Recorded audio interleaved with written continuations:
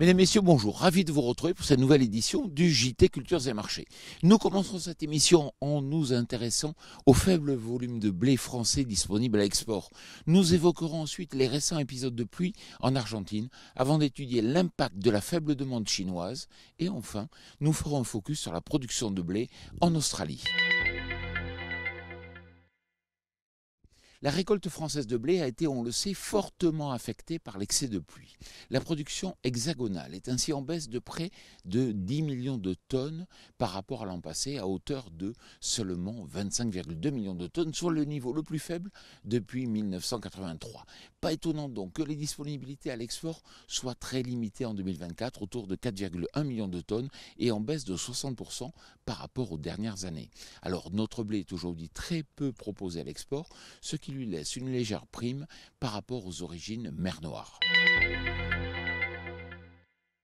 En Argentine, après plusieurs semaines de sec, les récentes pluies rassurent et les conditions de culture s'améliorent avec 44% des surfaces en bonnes ou excellentes conditions contre 32% il y a seulement un mois. Les opérateurs sont donc optimistes, mais attention, il reste encore de nombreuses semaines avant les récoltes.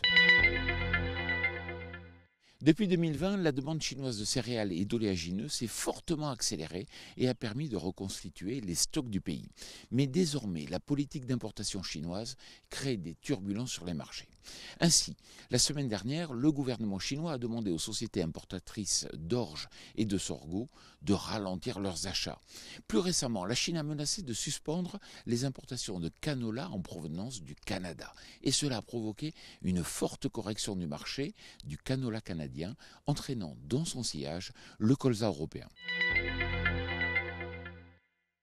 31,8 millions de tonnes, c'est la production de blé attendue en Australie, selon l'organisme ABARES. En effet, les pluies régulières depuis les semis rassurent les producteurs.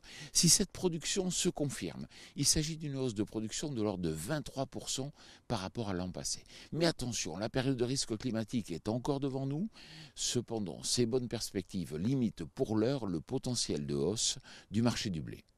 Voilà, le JT Culture et Marché, c'est terminé. Je vous souhaite bien sûr une excellente semaine.